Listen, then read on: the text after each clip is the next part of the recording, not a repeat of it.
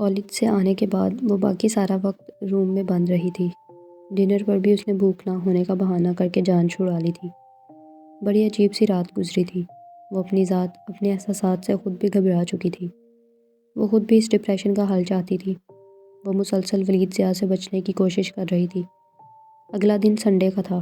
سب چھٹی ہونے کی وجہ سے لیٹ ناشتہ کرنے کے عادی تھے، صبح جلدی ناشتہ کرتے وہ ولید سے سامنا کرنے سے بچ گئی تھی۔ ناشتے کے بعد وہ کمرے میں بند ہو گئی تھی۔ رات سوئی نہیں تھی۔ پچھلی رات کی بھی بے خوابی تھی۔ نیند خود بخود آنے لگی تھی۔ وہ بے خبر سو گئی تھی اور پھر 11 بجے آنکھ کھلی تھی۔ اتنا تو وہ جانتی تھی کہ ولید اس کے ڈپریشن کے متعلق گھر والوں سے ذکر نہیں کرے گا، مگر اسے جب بھی موقع ملے گا وہ اس سے تفصیلی گفتگو ضرور کرے گا۔ دراصل وہ اپنے اس ڈپریشن کی اصل وجہ خود بھی نہیں جانتی تھی۔ اٹھتے ہی وہ باتھ روم میں گھس گئی تھی۔ 12 بجے کے قریب وہ اپنے کمرے سے باہر نکلی تو روشی لاؤنج میں بیٹھی تھی۔ ٹی وی آن تھا۔ خدا خدا کر کے کفر ٹوٹا۔ ہوا کیا ہے تمہیں؟ کل سے کمرہ نشین ہوئے بیٹھی ہو۔ مجھے یہ تھا کہ اسٹڈی کر رہی ہو، مگر اسٹڈی بھی اتنے گھنٹوں پر محیط۔ وہ خاموشی سے روشی کے طنز کو نظر انداز کرتے صوفے پر ٹک گئی تھی اور روشی چینل پر چینل بدل رہی تھی۔ باقی لوگ کہاں ہیں؟ اس نے گھر کی خاموشی بطور خاص نوٹ کی۔ ولی بھائی تو احسن کے ساتھ کہیں باہر نکل گئے ہیں۔ انکل بھی پتہ نہیں کہاں نکلے ہوئے ہیں۔ البتہ بابا اپنے کمرے میں ہے اور پپو کا تمہیں پتہ ہے سنڈے کو بھی بوتیک میں ہوتی ہے۔ بڑی دیر تک سوئی تم؟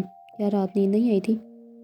نہیں، بس ویسے ہی سستی طاری ہے اور کچھ نہیں۔ تم سناؤ، کل ذکر کر رہی تھی کہ شاپنگ کا موڈ ہے، آج پھر جانا ہے یا نہیں؟ جانا تو ہے، مگر تمہارا انتظار تھا کہ محترمہ کی کب نیند مکمل ہوتی ہے۔ یار 2 راتوں سے نہیں سوئی تھی، اسی لیے تو منع کرتی ہوں کہ اتنی کافی اچھی نہیں ہوتی، وہ بھی رات کے وقت۔ تو کیا کریں ڈیئر، کافی نہ پیوں تو لگتا ہے مر جاؤں گی، وہ بیچارگی سے بولی تھی۔ میڈیکل اسٹوڈنٹ تم خود ہو، تمہیں خود ہی اندازہ ہونا چاہیے کہ ہر چیز ایک خاص لمٹ میں ہی اچھی لگتی ہے۔ کافی کون سی بڑی صحت بخش چیز ہے، ایک نشہ ہی تو ہے، اور نشہ کوئی بھی ہو صحت کے لیے ہارمفل ہی ہوتا ہے۔ اپنی اس عادت کو چینج کرو، 1-2 کپ تو ٹھیک ہے، مگر اتنی زیادہ پینا بھی اچھی بات نہیں، وہ تشویش سے کہہ رہی تھی۔ انا ہنس دی۔ اوکے ڈونٹ وری، اگلی دفعہ خیال رکھوں گی۔ ولی نے میرے بارے میں کوئی بات کی؟ کچھ سوچتے ہوئے اس نے روشی سے پوچھا۔ نہیں، بس صبح سے 1-2 بار تمہارا پوچھا تھا۔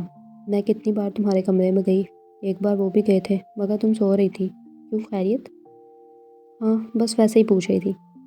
روشی پھر ٹی وی کی طرف متوجہ ہو گئی تھی۔ تم بیٹھو، میں چینج کر کے آتی ہوں، پھر شاپنگ کے لیے چلتے ہیں۔ ویسے پپو کہہ رہی تھی کہ ڈریسز کے لیے خوار ہونے کی ضرورت نہیں، ہر طرح کی ویرائٹی بوتیک سے مل جائے گی، ساتھ میچنگ جویلری، شوز اینڈ چیزیں بھی۔ وہ تیار ہونے چل دی تو وہ اسی طرح سستی لیے ٹی وی دیکھتی رہی۔ ارے ابھی تک ایسے ہی بیٹھی ہو، چلنا نہیں ہے؟ روشی چینج کر کے چادر اور بیگ لے کر لوٹی تو وہ کسل مندی سے بیٹھی ملی تھی۔ تم گاڑی نکلواؤ، میں آتی ہوں۔ اپنے کمرے میں آ کر الماری سے چادر نکال کر بیگ تھام کر مطلوبہ اماؤنٹ چیک کرتی وہ باہر آئی تو وہاں لان میں ولید اور احسن کو کھڑے دیکھ کر چونکی۔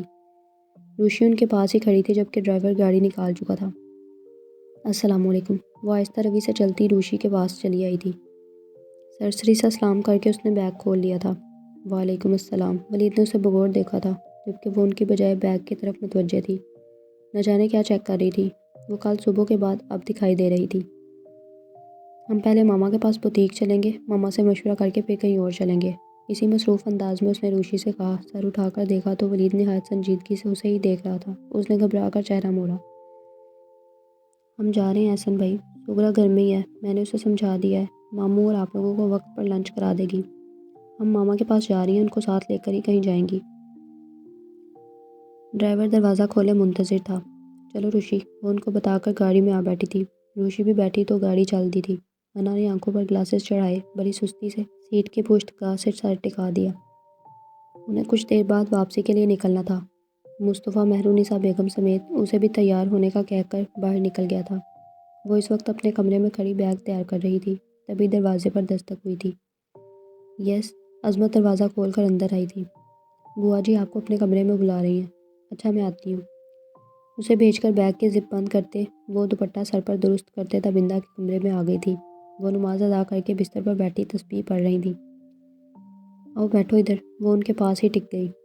تیاری کر لی؟ جی۔ مصطفیٰ بابا صاحب کے ساتھ باہر گیا ہوا ہے، پٹواری سے، دونوں کو شاید کوئی کام تھا، آتے ہی ہوں گے۔ انہوں نے خیال ظاہر کیا تھا۔ وہ چپ ہی رہی۔ مجھے تم سے ایک ضروری بات کرنی تھی، انہوں نے بات کا آغاز کیا۔ جی کہیے۔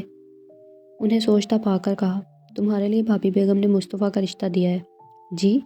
وہ حیرت زدہ رہ گئی۔ اس کے لیے یہ انکشاف کسی دھماکے سے کم نہ تھا۔ کیا کہہ رہی ہیں آپ؟ وہ بے یقین سی تھی۔ بڑوں کے درمیان یہ بات کافی عرصے سے چل رہی تھی۔ اصل میں بابا صاحب اور باقی لوگ بھی یہی چاہتے تھے کہ تمہارا رشتہ خاندان کے لڑکوں میں سے کسی کے ساتھ ہو جائے۔ انہوں نے مزید بتایا، مگر امی یہ کیسے ممکن ہے؟ ہمارا کون سا ان لوگوں کے ساتھ کوئی خونی یا نسبتی تعلق ہے؟ عادلہ بھابھی بے شک خاندان کی نہیں ہے، مگر ان کی ذات برادری ان سے میچ تو کرتی ہے نا۔ ہائی سوسائٹی سے تعلق رکھتی ہیں اور ہم ان کے ملازم بھی نہیں۔ اس کے دل میں برسوں کی تلخی ایک دم ابھر کر آئی تھی۔ ایسی بات نہیں شہوار بیٹا، ان لوگوں نے مجھے ہمیشہ بیٹی کا مان دیا ہے، عزت دی ہے، کبھی کم نسب یا گھٹیا خاندان کا تانا نہیں دیا۔ یہ اس لیے کہ آپ واقعی ان کے خاندان کی نہیں تھی تو دور کی رشتہ داری تو تھی نا، جبکہ میرا باپ نہ جانے کون تھا۔ امی میں نے ہمیشہ اس گلٹ کے ساتھ زندگی گزاری ہے کہ نہ جانے ہم کون ہیں اور ادھر کیوں ہیں۔ دوسروں کے ٹکڑوں پر زندگی گزارنا بڑا ہی شرمناک عمل ہے، اور میں نے ہر لمحہ یہ شرمناک اذیت کو اپنے وجود میں محسوس کیا ہے۔ تبندہ بھی حیرت سے شہوار کے خیالات سن رہی تھی۔ اس کے اندر ایسا لاوا پک رہا تھا، وہ حیرت زدہ تھی۔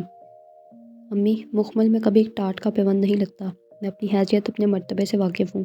ایسا قطعی ممکن نہیں، ساری عمر کے لیے اپنی ہی نظروں میں گر جاؤں گی۔ ان کے ٹکڑوں پر پڑنے والی لڑکی ان کے گھر کا ایک حصہ بنے، میں کبھی اپنی ذات سے نظر نہ ملا پاؤں گی۔ آپ انکار کر دیں پلیز۔ اس کے لہجے میں کوئی لچک نہ تھی۔ مگر شہوار بھابھی یا گھر کے کسی فرد نے ہمیں کبھی اجنبی یا غیر ہونے کا احساس نہیں دلایا۔ عباس کے ساتھ تمہارا نام لیا گیا تب مجھے اعتراض تھا کہ تم ابھی کم عمر ہو، مگر اب تو مصطفیٰ ہر لحاظ سے پرفیکٹ لڑکا ہے۔ میں ماں ہوں، میرا دل ماں کا ہے، اور ایک ماں اپنی اولاد کے لیے سب سے اچھی اور سب سے بہتر چیز کا انتخاب کرتی ہے۔ میں انکار نہیں کروں گی۔ امی پلیز، میں بڑی خوددار ہوں اور عزت نفس کا پاس رکھنے والی لڑکی ہوں، مجھے یہ رشتہ قبول نہیں۔ آنٹی یا دیگر لوگ اگر ایسا سوچتے یا چاہ رہے ہیں تو یہ ان لوگوں کی محبت اور بڑا پن ہے، مگر میں سمجھتی ہوں کہ یہ قطعی بے جوڑ تعلق ہے۔ کہاں وہ لوگ اور کہاں مجھ جیسی لڑکی؟ تبندہ بھی گمسم انداز میں شہوار کو دیکھ رہی تھی۔ وہ اپنی ذات پر ہی ہنس رہی تھی۔ وہ تو بہت مطمئن اور پرسکون تھی کہ شہوار کی تربیت میں کوئی کمی نہیں، اس کی شخصیت بہت پرفیکٹ ہے، مگر یہ احساس کمتری کہاں سے آ گیا تھا؟ وہ گنگ تھی۔ امی پلیز یہ مت سمجھیے گا کہ میں احساس کمتری کا شکار ہوں۔ امی میں اپنی حیثیت جانتی ہوں، اول روز سے خود کو یہ باور کروایا ہے کہ یہ ہمارے محسن ہیں، اور اگر محسن اپنے روبرو اپنے پاس جگہ عنایت کر دیں تو یہ ان کی وسیع القلبی ہے، مگر احسان لینے والے کو چاہیے کہ اپنی اوقات یاد رکھے۔ امی میں اپنے ضمیر کے سامنے سرخرو رہنا چاہتی ہوں، پلیز آئندہ اس ٹاپک پر مجھ سے ڈسکس نہ کیجیے گا۔ شہوار بیٹے، تم سمجھنے کی کوشش کرو، ایسی بات نہیں، تم کسی سے کم نہیں، تم تو… انہوں نے کچھ مزید کہنا چاہا، مگر شہوار نے ان کی بات کاٹ دی۔ پلیز امی جی، میری خودداری کو برقرار رہنے دیں۔ وہ پتہ نہیں کس موڈ میں آ کر یہ نیکی کرنا چاہ رہے ہیں، مگر مجھے یہ نیکی قبول نہیں۔ میں ساری عمر ان لوگوں میں ایک کمپلیکس کا شکار رہتے زندگی نہیں گزار سکتی۔ نہایت کم درجے یا گھریلو ملازمین میں بھی ہمارا درجہ نہیں آتا۔ ہم صرف پناہ گزین ہیں، اور پناہ گزین کو صرف پناہ درکار ہوتی ہے، مزید بینیفٹ سے سروکار نہیں ہونا چاہیے۔ آئندہ آپ اس موضوع پر بات نہیں کریں گی، ورنہ میں اپنی تعلیم وہیں ادھوری چھوڑ کر آ جاؤں گی۔ اس کا لہجہ نہایت دو ٹوک اور اٹل تھا۔ تبندہ بھی حیرت سے دیکھ رہی تھی کہ آیا یہ وہی شہوار ہے یا پھر کوئی اور لڑکی ہے۔ میں بھابھی اور بابا صاحب کو بھلا کس منہ سے انکار کروں گی؟ میں ساری عمر کے احسانات کیسے بھلا دوں؟ بھائی صاحب اتنی عزت کرتے ہیں میری۔ بیٹا تم کچھ بھی نہیں جانتی، جو میں جانتی ہوں یہ انکار محض جذباتیت ہے اور کچھ بھی نہیں۔ انہوں نے سمجھانا چاہا۔ تو پھر مجھے بتائیں نا کہ حقیقت کیا ہے؟ کون ہوں میں؟ آپ کو ان لوگوں پر اتنا اعتماد اور بھروسہ کیوں ہے؟ کوئی تو رشتہ دار ہوگا نا میرے باپ کا۔ آپ کے رشتہ دار یہ لوگ ہیں تو میرے بابا کا نام و نشان کن لوگوں میں پایا جاتا ہے؟ آپ آج یہ بھی بتا ہی دینا۔ وہ سوال جو برسوں سے صرف ماں کو دکھ نہ ہو کبھی اس کے لبوں پر نہ آیا تھا، اب کیسے سنسناتا تیر بن کر تبندہ بھی کے دل میں لگا تھا۔ وہ بے اختیار رو دی۔ شہوار، میں نے ساری زندگی تمہاری پرورش، تمہارے بہتر مستقبل کے لیے قربان کر دی، اب اس عمر میں تم ماں پر سنگ باری کرو گی؟ ماں کے آنسو دیکھ کر اس کے اندر اپنی سخت لفاظی پر ندامت نے سر اٹھا لیا۔ پلیز امی اس ٹاپک کو یہیں دفن کر دیں، میں آئندہ کبھی ایسے الفاظ استعمال نہیں کروں گی۔ نہ جانے کیسے یہ سب کہہ دیا۔ معافی چاہتی ہوں، بس آپ منع کر دیں۔ ماں کے ہاتھ تھام کر وہ خود بھی سسک اٹھی تھی، اپنے الفاظ پر خود بھی شرمندہ ہو رہی تھی۔ میں کیسے منع کر دوں، اور منع کرنے کے بعد دوبارہ کیسے اس حویلی میں رہنے کی ہمت کر سکتی ہوں؟ شہوار اپنی ماں پر ترس کھاؤ، جب مجھ پر زندگی کے دروازے چاروں طرف سے بند ہو گئے تھے تو ان لوگوں نے مجھے پناہ دی تھی۔ میں کسی عام خاندان کی عورت نہ تھی، اپنی ماں کو کانٹوں پر مت گھسیٹو، ساری عمر کانٹوں پر سفر کرتے میرا تن من جھلس چکا ہے، بھسم ہو چکا ہے۔ دولت، جائیداد، نام و نسب، فخر و غرور، سب کچھ تھا، مگر وقت نے ظالم جلاد کی طرح سب کچھ چھین کر دربدر کر دیا۔ تمہارا باپ کوئی عام انسانی شخص نہ تھا، یقین کرو میری بات پر۔ وہ شدت سے رو دی۔ تو پھر کیوں پناہ لی آپ نے؟ پڑھی لکھی تھی، آپ کہیں بھی رہ لیتی۔ ہاں، کہیں بھی رہ لیتی، مگر زندگی صرف سانسیں لینے کا نام نہیں، زندگی کی چند اور احتیاجات بھی ہیں۔ ایک جوان عورت کب تک چند ماہ کی بیٹی کو تھامے اپنے آپ کو بھیڑیوں کا شکار بننے سے بچاتی؟ مجھے تحفظ ہی نہیں، اپنی عزت بچانے کے لیے چار دیواری بھی درکار تھی، اور یہ حویلی ہی آخری امید تھی میری۔ شہوار لب بھنچے بیٹھی رہی۔ اس کی ماں غلط نہ تھی، اس کی خواہش غلط نہ تھی، مگر وہ اپنی خوددار طبیعت کا کیا کرتی؟ عادلہ جیسی عورتیں تو اس کی بوٹی بوٹی نوچ لیتیں، اور وہ ساری عمر کم مرتبہ پناہ گزین ہونے کی زنجیروں میں جکڑی اپنی ہی ذات سے کبھی نظریں نہ ملا پاتی، اور وہ تانے سہتے سہتے اپنی عزت نفس کی قربانی دے جاتی۔ مصطفیٰ شاہ زیب جیسے لوگ تو قسمت والیوں کو ملتے ہیں، اور وہ اپنے آپ کو خوش قسمت نہیں سمجھتی تھی۔ اگر آپ انکار نہیں کریں گی تو میں خود انکار کر دوں گی، مگر امی، اس حویلی میں رہنے کے بدلے مجھے اپنی خودداری اور سیلف ریسپیکٹ گروی نہیں رکھنی۔ ساری گستاخی کے لیے معافی چاہتی ہوں، اللہ حافظ، ہوٹل لہجے میں کہہ کر اپنا فیصلہ سنا کر باہر نکل گئی تھی۔ تبندہ بھی غمزدہ بیٹھی رہ گئی تھی۔ واپسی کے وقت تبندہ بھی ان تینوں کو باہر تک خدا حافظ کہنے آئی تھی۔ بابا صاحب نے اندر سے ہی انہیں اللہ حافظ کہہ دیا تھا۔ بہت اچھی طرح سوچ لو، میں شام کو فون کروں گی۔ مہرالنساء بیگم تبندہ بوا کے گلے لگتے ایک دفعہ پھر ان کو یاد دہانی کروا رہی تھیں۔ انہوں نے غائب دماغی سے سر ہلا دیا تھا۔ مجھے انکار قطعی نہیں سننا، انہوں نے محبت بھری دون سے کہا تھا۔ شہوار ان کے الفاظ سن چکی تھی۔ اس نے ایک گہری نگاہ چپ چاپ ماں پر ڈالی۔ اچھا، اللہ حافظ امی جان، جو بھی گستاخی کی ہو اس کے لیے معاف کر دیجیے گا۔ ان کے گلے لگ کر وہ سسک اٹھی تھی کہ بہرحال اس نے ماں کو تکلیف دینے کا سوچا بھی نہ تھا۔ انہوں نے بھی نم آنکھوں سے اس کی پشت تھپ تھپائی تھی۔ ایک دفعہ پھر سوچنا، بھابی نے سوچ کر جواب دینے کو کہا ہے۔ یہ عمر بھر کے فیصلے ہیں، یوں پل بھر کی جذباتیت میں نہیں ہو جاتے۔ انہوں نے پھر سمجھانا چاہا۔ وہ بغیر کچھ کہے آنکھیں صاف کرتی ان سے جدا ہو گئی تھی۔ اپنا خیال رکھیے گا، اللہ حافظ، ان سے نظریں چرا کر وہ گاڑی کی سمت چلی آئی تھی۔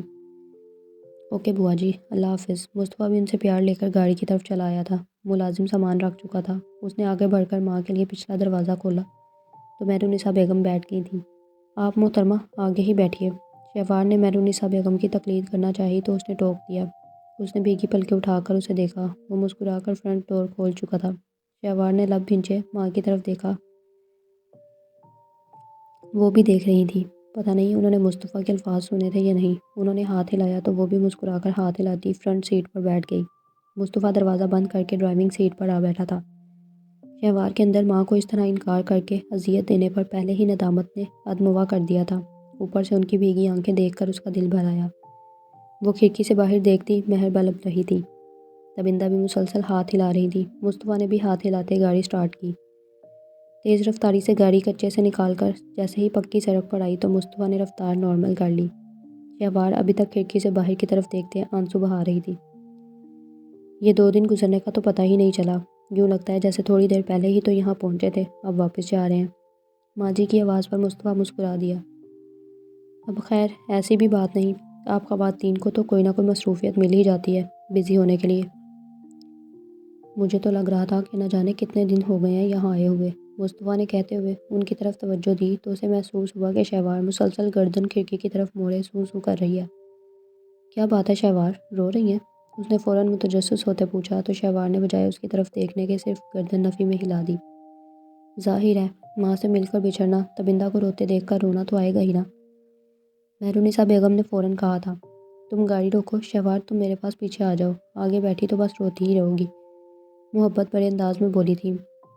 لو جی، کیا منطق ہے، پیچھے بیٹھنے سے محترمہ کے آنسو رک جائیں گے، پچھلی سیٹ میجک سیٹ ہے جو آنسو روک دیتی ہے، مصطفیٰ نے پرمزاح انداز میں کہا۔ تم تو ہو ہی آدم بیزار، نہ بات کرو گے نہ بچی کا دل بہلاؤ گے، یوں اسے ماں ہی یاد آئے گی نا، روئے گی نہیں تو بھلا کیا کرے گی، انہوں نے کہا تو مصطفیٰ نے اپنی مسکراہٹ بمشکل ہونٹ دانتوں تلے دبا کر روکی۔ کیا فرمائش ہے والدہ محترمہ کی جانب سے محترمہ کا دل بہلانے کی؟ پوچھ لیں محترمہ سے کہ دل بہلانے پر ناراض تو نہ ہوں گی۔ اس کا لہجہ انتہائی شرارتی تھا۔ مہرالنساء بیگم بات کو سمجھ کر ایک دم ہنستی تھی، جبکہ شہوار تو اپنی جگہ ساکت سی رہ گئی تھی۔ ایسی جملے بازی، وہ بھی ماں کی موجودگی میں، اس کا دل کانپا۔ چلو چپ کرو، تانگ نہ کرو میری بچی کو، انہوں نے بیٹے کو ڈپٹا۔ لو جی، خود ہی تو کہہ رہی تھی کہ ان کا دل بہلاؤں۔ اب دل بہلانے کے 100 طریقے ہیں، اب مجھے نہیں پتا کہ ان کو کس طریقے سے بہلاؤں کہ یہ آنسو بہانا چھوڑ کر مسکرانے لگے۔ تم کچھ نہ کرو، بس گاڑی روکو، شہوار پیچھے میرے پاس بیٹھے گی۔ یہ نیک خیال آتے ہوئے کیوں نہ آیا تھا؟ آپ کے سونے کے بعد تو یہ محترمہ باقی سارا رستہ بور ہی ہوتی رہی تھی۔ شہوار کو حیرت ہوئی، تو کیا اس نے اسے اتنا آبزرو کیا تھا؟ تب یہ رو تو نہیں رہی تھی، انہوں نے کہا تو مصطفیٰ ہنس دیا۔ اچھی منطق ہے۔ اس نے سائیڈ میں گاڑی روک کر ساتھ ہی بٹن دبا کر دروازہ ان لاک کیا تو شہوار آہستگی سے اتر کر پچھلا دروازہ کھول کر اندر بیٹھ گئی۔ مہرونسا بیگم اس کا ہاتھ محبت سے تھامتے دوسرے ہاتھ سے اس کا سر اپنے کندھے سے لگا کر تھپتھپانے لگی تھی۔ مصطفیٰ نے بیک بھی مرر سے دیکھا، چادر کے حالے میں صرف ہیرے کی لونگ سے دہکتی سرخ ناک ہی دکھائی دے رہی تھی۔ پریشان کیوں ہوتی ہو؟ گھبراؤ نہیں، تبندہ کی سب خیر خبر رکھنے والے ہیں۔ میں نے تو آتے ہوئے کہا تھا کہ ہمارے ساتھ چلے، مگر بابا صاحب کی وجہ سے وہ نہیں مانی۔ انہوں نے اسے دلاسا دیا تھا۔ مصطفیٰ نے خاموشی سے ڈیش بورڈ پر رکھی منرل واٹر کی بوتل اٹھا کر ماں کی طرف بڑھا دی۔ لو یہ پانی پیو، انہوں نے بوتل لے کر اسے کہا تو وہ چادر سے چہرہ صاف کرتی بوتل لے کر پینے لگی۔ مرر سے اس کا رویا رویا سرخ چہرہ صاف دکھائی دے رہا تھا۔ وہ اپنے آنسوؤں کو روکنے کی کوشش کر رہی تھی اور جتنا وہ روک رہی تھی آنسو اتنی ہی شدت سے بہتے جا رہے تھے۔ مصطفیٰ کو ایک دم احساس ہوا کہ صرف ماں سے جدا ہونے کے احساس سے اس قدر روانی سے آنسو نہیں بہہ سکتے۔ وہ پہلے بھی بارہا جدا ہوئی تھی، ایسی حالت تو کبھی نہ تھی۔ ایک بار پہلے بھی وہ اس کے ساتھ ماں سے مل کر واپس شہر کے لیے روانہ ہوئی تھی۔ تب وہ خاموش ضرور تھی، مگر اب اس طرح بڑی شدت سے رونا۔ وہ الجھ کر مرر میں سے اسے غائب بغائے دیکھ رہا تھا۔ مہرونسا بیگم اسے آہستہ آواز میں نہ جانے کیا سمجھا رہی تھی۔ وہ سنجیدگی سے دونوں کو وقفے وقفے سے دیکھ رہا تھا۔ کچھ دیر بعد وہ خود ہی چپ ہو کر خاموش ہو گئی تھی۔ کیا بات ہے؟ بوا جی سے کوئی بات ہوئی ہے؟ کافی دیر بعد، جبکہ مہرونسا خاتون کی آنکھ لگ گئی تھی۔ وہ سفر میں ضرور سو جاتی تھی۔ انہیں سیٹ کی پشتگاہ سے سر ٹکا کر سوتے دیکھ کر اس نے پوچھا تھا۔ شہوار جو باہر دیکھ رہی تھی، نگاہ ہٹا کر مصطفیٰ کو دیکھا۔ وہ مرر سے اسے ہی دیکھ رہا تھا۔ نہیں، اس نے نفی میں سر ہلاتے ہوئے چہرے کا رخ ایک بار پھر باہر کی طرف کر لیا تھا۔ مجھے تو یہی لگ رہا ہے کہ کہیں کوئی بات تو ضرور ہوئی ہے، ورنہ پرسوں بھی تم سفر میں ساتھ تھیں، ایسی لاتعلق اجنبی تو پرسوں نہ تھی۔ نہیں، ایسی کوئی بات نہیں، میں ٹھیک ہوں۔ اپنے تاثرات پر قابو پاتے خود کو نارمل کرتے اس نے کہا تھا۔ خیر، لگ تو نہیں رہا، تم کہتی ہو تو مان لیتے ہیں۔ مرر میں سے مسکراتی نگاہوں کا تصادم عجیب سا تھا۔ وہ پزل سی تھوڑا سا اور دروازے سے لگ گئی تھی۔ ماں جی نے مجھ سے ایک بات کی ہے، یقیناً بوا جی نے تم سے بھی ڈسکس کیا ہوگا۔ کیا خیال ہے؟ کیا رائے ہے تمہاری؟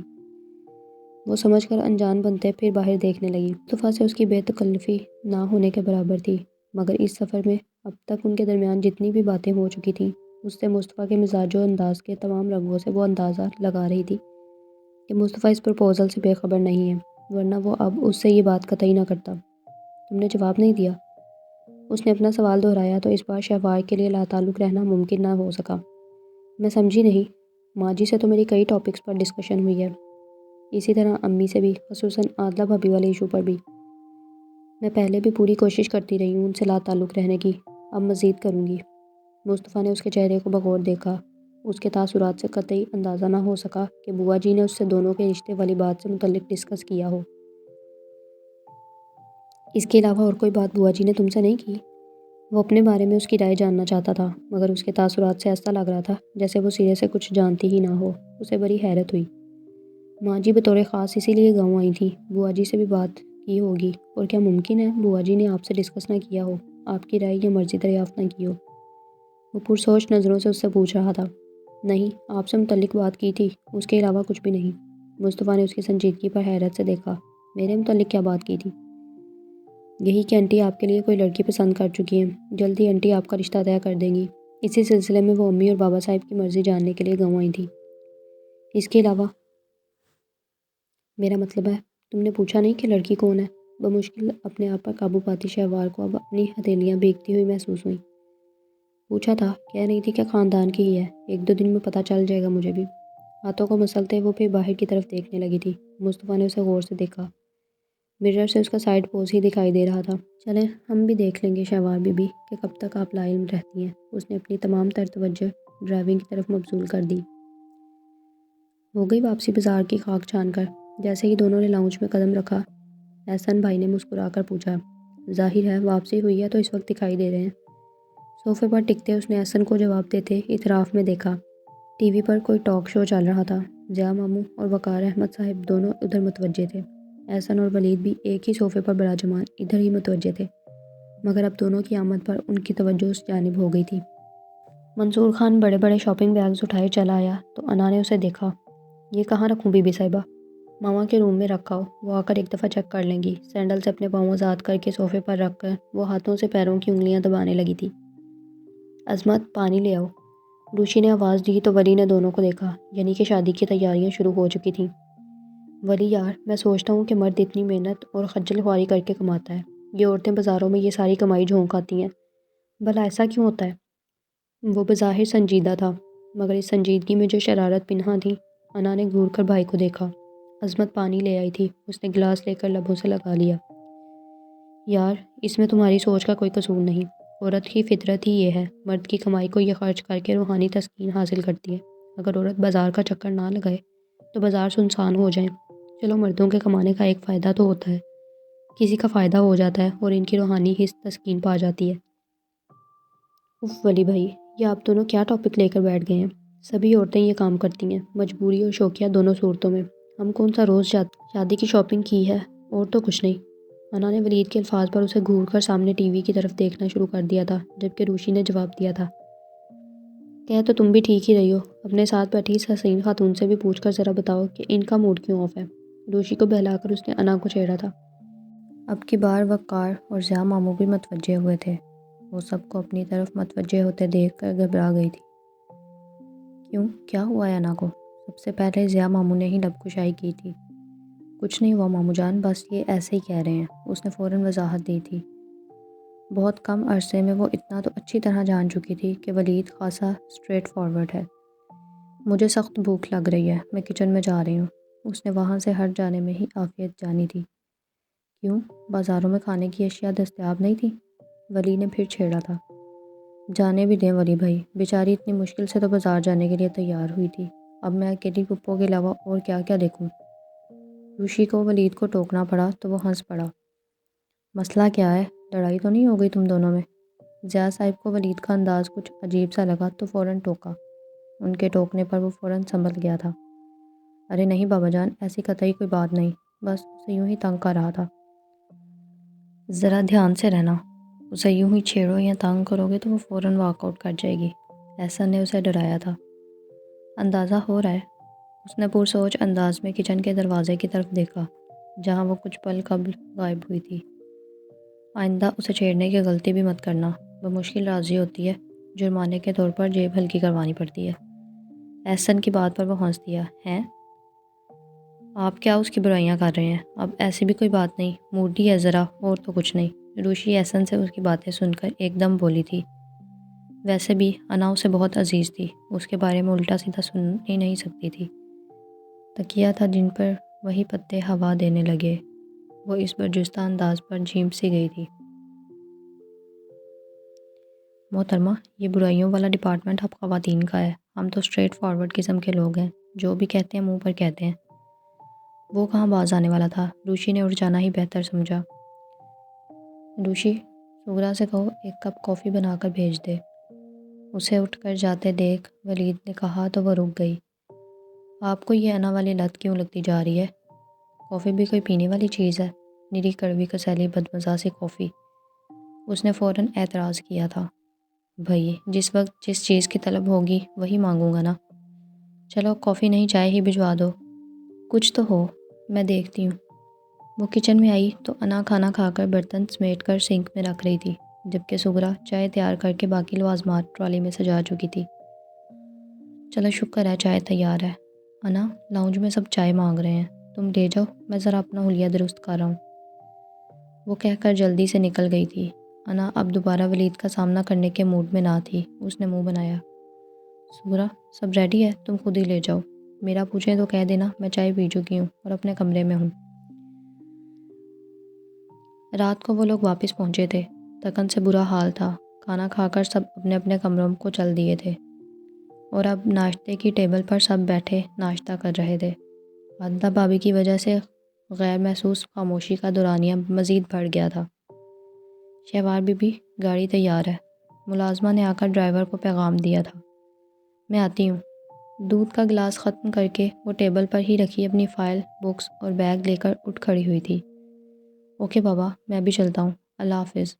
اپنے پیچھے مصطفیٰ کی آواز سن کر بھی وہ بغیر پلٹے باہر نکل آئی تھی۔ شہوار ٹھہرو۔ وہ گاڑی کے کھلے دروازے میں بیٹھ رہی تھی جب مصطفیٰ کی آواز سن کر ٹھہر گئی۔ وہ تیز تیز قدم اٹھاتا اس کی طرف آ رہا تھا۔ آج سے تمہیں ڈراپ کرنے کی ذمہ داری میری ہے، تم میرے ساتھ جایا کرو گی، رہ گئی پک کرنے کی بات تو وہ ڈرائیور کر لے گا۔ اس کے قریب پہنچ کر اس نے اپنے رکنے کی وجہ بیان کی تو وہ ناسمجھی سے اسے دیکھنے لگی۔ مگر وہ کیوں بھلا؟ میں تو روزانہ ڈرائیور کے ہمراہ ہی جاتی ہوں نا۔ آپ نے ایاز والے معاملے میں ہیلپ کا کہا تھا، یہ اسی سلسلے کا ایک سٹیپ ہے، کیا سمجھی؟ سمجھ تو گئی ہوں، پر اس سے کیا ہوگا؟ اسے مصطفیٰ کے ساتھ جانے پر اعتراض تھا، اسی لیے اس نے کچھ ناگواری سے کہا تھا۔ انسان وقت و حالات کو قابو کرنے کے لیے ڈیفرنٹ اسٹریٹجیز بناتا ہے، اسے بھی ایک اسٹریٹجی سمجھ لو۔ میرا خیال ہے باقی بحث ہم گاڑی میں بیٹھ کر لیتے ہیں۔ اگر اسی طرح کھڑے رہے تو ہم دونوں ضرور لیٹ ہو سکتے ہیں۔ اس کی آنکھوں کی الجھن کو پڑھتے اس نے مسکرا کر کہا اور ساتھ ہی وہ اپنی گاڑی کی طرف چل دیا جو پورچ میں ہی کھڑی تھی۔ بیٹھو۔ اس کے قریب گاڑی لا کر فرنٹ سیٹ کھول کر اسے بیٹھنے کا کہا تو وہ بادلے نخواستہ بیٹھ گئی۔ کچھ دور آنے کے بعد اس نے گردن موڑ کر شہوار کو دیکھا، وہ سنجیدہ چہرہ لیے باہر دیکھ رہی تھی۔ اس کے دیکھنے پر بولی، میں ڈرائیور کے ساتھ ہی جاتی ہوں، اسی کے ساتھ جانے دیں۔ میں نے آپ سے مدد کا ضرور کہا تھا مگر مجھے آپ کے ساتھ جانا قطعی مناسب نہیں لگ رہا۔ خیر، جب ساری زندگی کے لیے انسان ذمہ داری اٹھا رہا ہے تو یہ ذرا سی زحمت کیا معنی رکھتی ہے۔ بہرحال اس وقت میرے پیش نظر تمہاری حفاظت مقدم ہے۔ وہ اس کے پہلے جملے پر ہی الجھ گئی تھی، اپنے اعصاب چٹکتے محسوس ہوئے۔ یعنی بڑوں میں جو بھی معاملہ طے پا رہا تھا اس کی باقاعدہ رضامندی سے طے ہو رہا تھا۔ وہ خاموش رہی۔ مصطفیٰ نے اس کے سنجیدہ سے چہرے کو دیکھا۔ براؤن بڑی سی کڑھائی والی چادر میں سارا وجود لپیٹے وہ اس وقت خاصی مغرور اور پروقار سی لگی۔ مصطفیٰ کو طمانینت کا احساس ہوا تھا۔ میں ایاز عبدالقیوم کی قسم کے لوگوں کو قطعی کوئی اہمیت نہیں دیتا، ایسے لوگ جسٹ کاغذ کے شیر ہوتے ہیں۔ ہاں، میں اپنے دشمن کو کبھی بزدل سمجھ کر نظر انداز نہیں کرتا، ہر آن ہر صورت میں اس کی طرف سے چوکنا رہتا ہوں۔ خصوصاً ایسے بیوقوف قسم کے لوگوں سے ہر قسم کے رویوں کی توقع کی جا سکتی ہے۔ عدلیٰ بھابھی کا بھائی ہونا ہی اس شخص پر نظر رکھنے کے لیے کافی ہے۔ ایک دن وہ تمہیں میری گاڑی سے اترتے دیکھ لے گا تو دوسرے دن اسے اتنا احساس ضرور ہوگا کہ وہ تمہاری طرف قدم بڑھاتے ہوئے 100 بار ضرور سوچے گا۔ بہت تحمل اور بردباری سے اسے اپنے لائحہ عمل کے فوائد و نتائج سے آگاہ کر رہا تھا۔ اس لائحہ عمل کے باوجود اس نے کوئی حرکت کی تو؟ اس نے یوں پوچھا جیسے ابھی بھی اس کی وضاحت سے غیر مطمئن ہو، تو وہ مسکرا دیا۔ تم نے مجھے سب بتا کر جو اعتماد کیا ہے اس میں مجھے کبھی پیچھے نہیں پاؤ گی۔ ایک مشہور کہاوت ہے، گھی اگر سیدھی انگلی سے نہ نکلے تو انگلیاں ٹیڑھی کرنا پڑتی ہیں۔ یہ المیہ ہے کہ انسان کرپٹ قسم کا ہو تو اس کے لیے ہزاروں داؤ ہوتے ہیں۔ آزمانے کو ہمیں بھی تمام ٹرکس سمجھائے گئے ہیں کہ ایسے دشمنوں سے کیسے نبٹتے ہیں۔ وہ اگر کوئی اور حرکت کرے گا تو یقیناً ہاتھ پر ہاتھ دھرے ہم بھی نہیں بیٹھیں گے۔ میں چاہتا تو ڈائریکٹ ایکشن لے سکتا تھا مگر میرے لیے اپنے خاندان کی عزت و آبرو کی حفاظت زیادہ مقدم ہے۔ اسی لیے میں چاہتا ہوں کہ اس مسئلے کو اس طرح ہینڈل کروں کہ نہ تم پر کوئی حرف آئے اور نہ ہی کوئی اور ایشو اٹھے۔ دھیمے لہجے میں کہتے اس نے آخر میں اسے دیکھا تو وہ کچھ سوچتے اپنے ہی کسی خیال میں الجھی ہوئی تھی۔ کیا سوچ رہی ہو؟ اس کے صبح روشن تر و تازہ چہرے کو بغور دیکھتے اس نے استفسار کیا تو وہ چونک کر نفی میں سر ہلا گئی۔ پریشان ہو؟ کل سارے سفر میں اس کا جو رویہ اور انداز رہا تھا وہ تو ایک طرف، اس وقت بھی وہ خاصی الجھی ہوئی دکھائی دی تو وہ پوچھے بغیر نہ رہ سکا۔ نہیں، میں پریشان نہیں ہوں، ہاں آپ کے اس لائحہ عمل سے ضرور الجھ گئی ہوں۔ خیر، آپ نے اتنا بڑا سٹیپ اٹھانے کا ارادہ کیا ہے تو یقیناً سوچ سمجھ کر ہی کیا ہوگا۔ جب مجھ پر اعتبار کیا ہے تو خوفزدہ ہونے کی ضرورت نہیں۔ اس کے الفاظ میں یکدم سختی در آئی تھی۔ عورت جتنی خوفزدہ ہو مرد اسے اتنا ہی آسان شکار سمجھ کر شکار کرنے کی کوشش کرتا ہے۔ میں تو تمہیں خاصی بہادر لڑکی سمجھ رہا تھا۔ کہنے اور کرنے میں بہت فرق ہوتا ہے۔ اس آوارہ بدمعاش انسان کے رویوں کو جس طرح میں نے برداشت کیا ہے وہ آپ تصور بھی نہیں کر سکتے۔ اس کی حرکات، اس کے الفاظ، اس کے تمام رد عمل، آپ کچھ بھی نہیں سمجھ سکتے۔ عادلہ بھابھی اور ان کا یہ بھائی میری زندگی کا سب سے بڑا امتحان ہے۔ کیا بتاؤں آپ کو؟ وہ ایک دم رو دی تھی اور مصطفیٰ حیرت سے گنگ اسی کنارے پر بیٹھا رہ گیا تھا۔ تو کیا وہ شخص تمام حدود پار کر گیا ہے؟ وہ تو سمجھ رہا تھا کہ بات محض چھیڑ چھاڑ تک ہوگی، تو کیا ابھی بتانے کو اور بھی بہت کچھ باقی تھا؟ ایک آوارہ انسان کس طرح سہج سہج کر قدم اٹھانے والی لڑکی کے پندار کو ٹھیس پہنچا گیا تھا؟ وہ حیرت زدہ تھا۔ کیا دھمکیاں دیتا ہے تمہیں؟ اس کے لب و لہجے میں ایک دم چٹانوں کی سی سختی در آئی تھی۔ وہ اندازہ لگانا چاہ رہا تھا کہ اس شخص کا آوارہ پن غلاظت کی صورت کس حد تک گیا ہوگا۔ یہ تو بہت ہی اول درجے کی صورت ہے۔ کئی بار تو ایسا ہوا ہے کہ کالج کی چار دیواری میں پناہ ڈھونڈتے ڈھونڈتے ذلت اور رسوائی کے احساس سے مر جانے کو جی جاتا ہے۔ اس کی آواز میں آنسوؤں کی سسکیاں بھر گئی تھیں۔ مصطفیٰ نے ہونٹ سختی سے دانتوں تلے دبا لیے۔ مجھے کھل کر بتاؤ شہوار، وہ کس طرح کی لینگویج یوز کرتا ہے اور کیا کیا دھمکیاں دیتا ہے؟ اس کے اندر کا غیور مرد ایک دم بپھر اٹھا تھا۔ گاڑی ایک جھٹکے سے سائیڈ میں روکتے پتھریلے تاثرات لیے وہ پوچھ رہا تھا، پلیز مجھ سے کچھ بھی نہیں پوچھیں، میں نے بہت مجبور ہو کر آپ سے اس مسئلے پر مدد چاہی ہے۔ آپ خود سمجھدار باشعور انسان ہیں، اندازہ لگا سکتے ہیں کہ وہ کس حد تک جا سکتا ہے اور کن نتائج کی دھمکی دے سکتا ہے۔ میں بہت عرصہ چپ رہی ہوں، مگر اب مزید کوئی ذلت نہیں سہ سکتی۔ وہ ہاتھوں میں چہرہ چھپا کر کھل کر رو دی۔ مصطفیٰ کے اندر گویا آتش فشاں ابل پڑا۔ اس نے جھٹکے سے گاڑی دوبارہ سٹارٹ کی تھی۔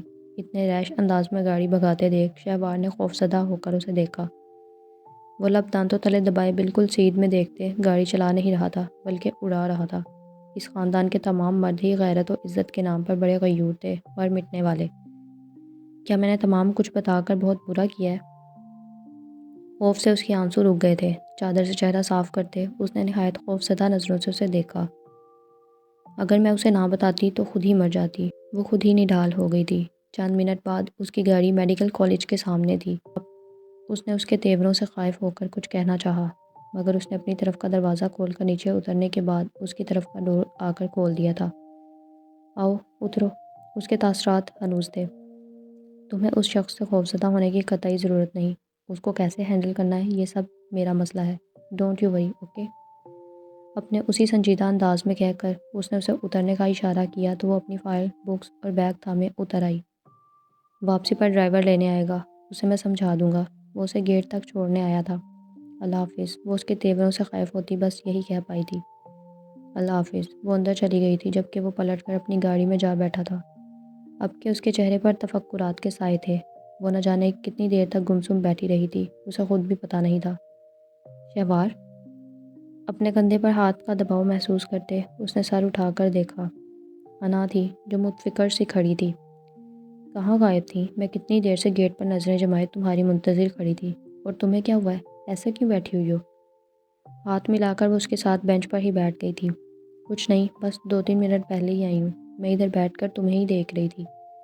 انا نے اسے بغور دیکھا۔ آنکھوں کی سرخی سے وہ چونکی، مگر شہوار کے اٹھنے پر بغیر کچھ پوچھے خود بھی اٹھ کھڑی ہوئی۔ آنٹی کیسی ہیں اور کیسی چھٹیاں گزری؟ ساتھ ساتھ چلتے؟ انا نے پوچھا تو وہ مسکرا دی۔ امی ٹھیک ہیں، بس ارجنٹلی آنٹی کا پروگرام بن گیا تھا، اس لیے تمہیں بروقت اطلاع نہ کر سکی۔ مجھے یقین تھا کہ اطلاع نہ کرنے پر تم مجھے کوستی ہوگی۔ ہاں، غصہ تو مجھے بڑا آیا تھا۔ پرسوں سارا دن بہت بور ہوئی تھی، ذرا دل نہ لگا کالج میں، کچھ خاص اسٹڈی بھی نہیں ہوئی، بس اسپتال کا چکر لگا تھا۔ وہ دونوں باتیں کرتی اپنے کلاس روم کی طرف آ رہی تھی۔ ان کی کلاس اوپر تھی، پہلے زینہ طے کرنا تھا۔ نہ سوچا تھا کہ دنیا سے جاتا ہے کوئی، بڑی دیر کی مہرباں آتے آتے۔ دونوں کسی بات پر مسکراتے سیڑھیوں کی طرف بڑھ رہی تھیں جب اچانک کسی کونے سے نکل کر وہ شخص کسی آسیب کی طرح سامنے آیا تھا۔ اوف، یہ کیا بدتمیزی ہے؟ تمہیں تمیز نہیں؟ ہٹو سامنے سے۔ انا تو ایک دم غصے سے پھنکاری تھی۔ وہ نگاہوں میں وارفتگی سمیٹے مسکراتے ہوئے شہوار کو دیکھ رہا تھا۔ اسے بدتمیزی نہیں، جذبہ عشق کہتے ہیں۔ کہیے، کیسی ہیں محترم خاتون شہوار سکندر صاحبہ؟ اس نے انا کو جواب دینے کی بجائے والہانہ نظروں سے شہوار کے چہرے کا جائزہ لینا شروع کر دیا۔ شہوار کے چہرے پر برہمی کے آثار بڑھے تھے۔ اب ہٹو سامنے سے، تمہارے جیسے آوارہ لوگوں کے منہ نہیں لگنا چاہتے۔ وہ غصے سے پھٹ پڑی تھی۔ وہ کھلکھلا کر ہنس دیا تھا۔ محترمہ شہوار صاحبہ، آپ منہ نہ لگنے کی بات کرتی ہیں؟ ہم تو خواب و خیال میں روزانہ جمال یار میں وصل خمار کے نہ جانے کون کون سے مراحل طے کر لیتے ہیں۔ کل تو خیر اتوار تھا، پرسوں کہاں تھی آپ؟ اس کی بکواس پر اس نے سختی سے لب بھینچ لیے تھے۔ خیر نہ بتائیں، ہمیں تو ویسے بھی سب پتہ چل ہی جاتا ہے۔ مصطفیٰ شاہ زیب کے ساتھ چھٹیاں گزارنے محترمہ گاؤں گئی ہوئی تھی۔ مصطفیٰ شاہ زیب علی مانا کہ اعلیٰ عہدے پر ہیں، مگر دھیان رکھنا زیادہ اونچا ہاتھ مارو گی تو منہ کے بل بھی گر سکتی ہو۔ انداز دھمکی آمیز تھا۔ کیا بکواس ہے یہ؟ تم ہوتے کون ہو اس کے ساتھ بدتمیزی کرنے والے؟ اپنی لیمٹ میں رہو تم مسٹر، ورنہ میں ہیڈ آف ڈپارٹمنٹ تک تمہاری شکایت پہنچا دوں گی۔ انا کے لیے یہ سب برداشت کرنا ناممکن تھا۔ ایک دم چٹکتے ہوئے اس نے کہا تھا، بسد شوق انا صاحبہ، آپ اپنی عزیز جان ہستی کے لیے یہ شوق بھی پورا کر دیکھیے۔ اس کے بعد ہم جو سین کریٹ کریں گے وہ بھی ملاحظہ کر لیجئے گا۔ ویسے کچھ کام قیامت تو آپ بھی نہیں۔ کیا خیال ہے کسی دن فرصت میں کینٹین میں بیٹھ کر ملاقات کا خاص اہتمام نہ کیا جائے؟ You shut up. وہ ایک دم آپے سے باہر ہوئی تھی۔ وہ کھل کر ہنس دیا۔ انکار کی یہ لذت اقرار میں کہاں ہے؟ بڑھتا ہے شوق غالب ان کی نہیں سے۔ کوئی بات نہیں، ہم تو عادی ہیں اپنی دوست کو سمجھائیں، کسی دن ملاقات کر لینے میں کوئی حرج نہیں۔ اگر کالج میں نہیں تو باہر کسی ہوٹل، کسی روم، جہاں بھی چاہیں۔ چوائس ان کی ہوگی، انٹرٹین ہم کریں گے۔ پیسہ ہاتھ میں ہونا چاہیے، دنیا مٹھی میں ہوتی ہے۔ اور ہماری کمزوری یہ ہے کہ ہم نے کبھی انکار کا لفظ نہیں سنا۔ وہ نہ جانے کیا کیا بکواس کر رہا تھا۔ وہ حیرت سے منہ کھولے اس کی گھٹیا سوچ سن رہی تھی۔